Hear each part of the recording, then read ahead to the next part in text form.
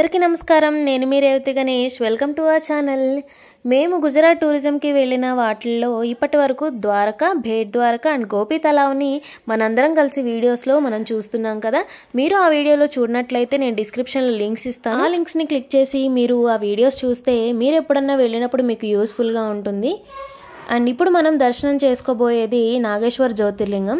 ఈ నాగేశ్వర జ్యోతిర్లింగం ద్వారకా నుండి 15 కిలోమీటర్ల దూరంలో ఉంది అండ్ గోపి తలావ్కి 5 కిలోమీటర్ల దూరంలో ఉంటుంది.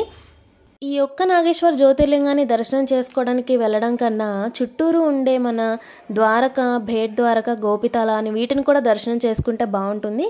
సో మేము వాటిని దర్శనం చేసుకుని ఇప్పుడు నాగేశ్వర జ్యోతిర్లింగాన్ని దర్శనం చేసుకోవడానికి వచ్చాము. ఈ ఆలయంలోకి వెళ్ళగానే ముందుగా మనకు ఆకర్షణీయంగా కనిపించేది ఈ మహాశివుని అతిపెద్ద విగ్రహం. ఇది 125 అడుగుల ఎత్తుతో 25 అడుగుల వెడల్పుతో ఉంటుంది. ఈ విగ్రహం 3 కిలోమీటర్ల దూరంలో ఉన్నా సరే అది కనిపిస్తుందంట. ఈ విగ్రహాన్ని దగ్గర నుంచి చూస్తే చాలా బాగుంది. అండ్ ఇప్పుడు మనం గుడిలోకి దర్శనానికి వెళ్లే ముందు ఈ స్థల పురాణం గురించి కొంచెం తెలుసుకుందాము. పూర్వం సముద్ర తీరంలో ఉండే వనంలో దారుకుడు అనే రాక్షసుడు ఉండేవాడు. అతని భార్య పేరు దారుకి.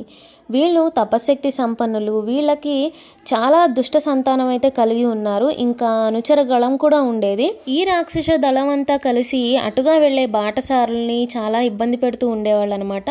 అప్పుడు వీళ్ళ బాధలు తట్టుకోలేక అక్కడి బాటసారులు ఔర్వుడు అనే మహాముని వద్దకు వెళ్ళి వీళ్ళ బారి నుంచి తప్పించాలని ప్రాధేయపడతారు. అప్పుడు ఆ ఔర్వముని ఆ రాక్షసులని మీరు హింసాబుద్ధితో ఈ భూమిపైన ఉంటే మీరు ప్రాణాలు కోల్పోతారు అని శాపం పెట్టాడు.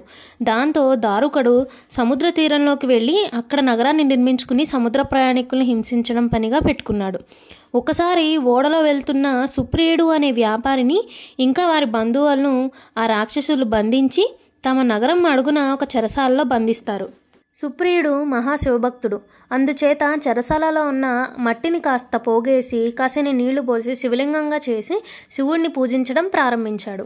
తను ఒక్కడే కాకుండా తన బంధువులందరి చేత కూడా మహాశక్తివంతమైన శివ పంచాక్షరి మంత్రంతో శివుణ్ణి పూజించడం మొదలుపెట్టారు.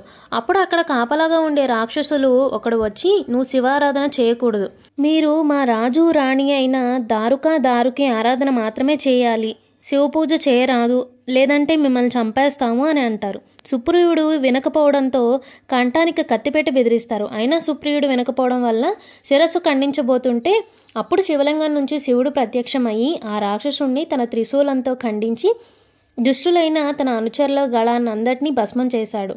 అలా సుప్రియుడు వాళ్ళ బంధువులు ఆ రాక్షసుల దగ్గర నుంచి విముక్తి పొందుతారు.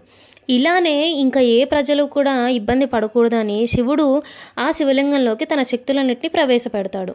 పార్వతీదేవి నాగేశ్వరిగా అక్కడే కొలువు తీరుతుంది. సుప్రియుడు పూజించిన ఆ లింగమే ఈ నాగేశ్వర జ్యోతిర్లింగం. అది ఈ ప్రదేశమే. పార్వతీదేవి నాగేశ్వరిగా, శివుడు నాగేశ్వరుడుగా తన భక్తులకు మోక్షాన్ని ఇస్తానని, సరైన మార్గాన్ని, భక్తి వైరాగ్య జ్ఞానాలను ఇస్తానని శివుడు సుప్రియుడికి వాగ్దానం చేస్తాడు. ఈ ఆలయం శిథిల వ్యవస్థలో ఉన్న టైంలో టీ సిరీస్ అధినేత గుల్షన్ కుమార్ గారి మరణానంతరం ఆయన కుటుంబ సభ్యులు తన జ్ఞాపకార్థం అప్పట్లో 2 కోట్ల ఖర్చుతో ఈ ఆలయాన్ని నిర్మించారు. ఆలయం నిర్మాణం అయితే చాలా బాగుంటుంది. ఈ ఆలయం వెనుక నాగేశ్వర చెరువు కూడా ఉంటుంది. అందులో చేపలు మనం వేసే ఫుడ్ని తింటూ అట్రాక్టింగ్గా కనబడుతుంటాయి. పిల్లలకి కానీ మనం కానీ సరదాగా కాసేపు అక్కడ టైం స్పెండ్ చేయొచ్చు. ఇప్పుడు మనం ఆలయం గురించి తెలుసుకున్నాం కదా, ఇప్పుడు దర్శనం చేసుకోవడానికి వెళ్దాము రండి.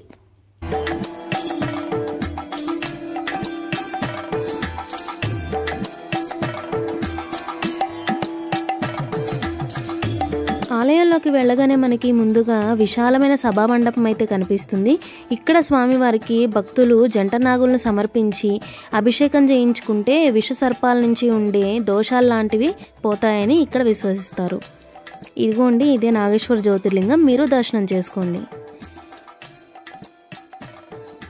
ఈ గుడిలోకి ఫోన్ కానీ కెమెరా కానీ ఎలా ఉంది కాబట్టి నేను ఫోన్తోనే వీడియో తీశాను. దర్శనం చేసుకుని బయటకు రాగానే మనకి ఆలయ ప్రాంగణంలో ఇలా శివపార్వతులు రావి చెట్టు కింద కుటుంబ సమేతంగా మనకు దర్శనం ఇస్తారు.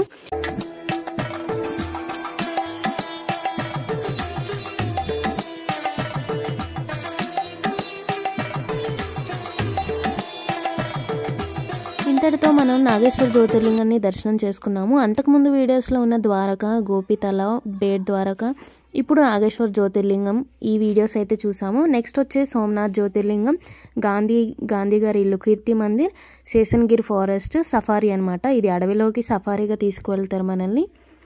ఈ మాధవపూర్ బీచ్, ఇవన్నీ మనం రాబోయే వీడియోస్లో చూద్దాము. మీరు కానీ ద్వారకా ఇంకా బేట్ ద్వారకా వీడియోస్ చూడనట్లయితే డిస్క్రిప్షన్లో లింక్స్ ఇస్తాను, ఒకసారి చెక్ చేసుకుని వీడియోస్ చూడండి. అండ్ రాబోయే వీడియోస్ని కూడా మిస్ అవ్వకుండా చూడండి. నా వీడియోస్ మీకు నోటిఫికేషన్గా రావాలంటే సబ్స్క్రైబ్ చేసుకుని బెల్ ఐకాన్ క్లిక్ చేయండి. అండ్ ప్లీజ్ సపోర్ట్ చేస్తూ ఉండండి. Thanks for watching.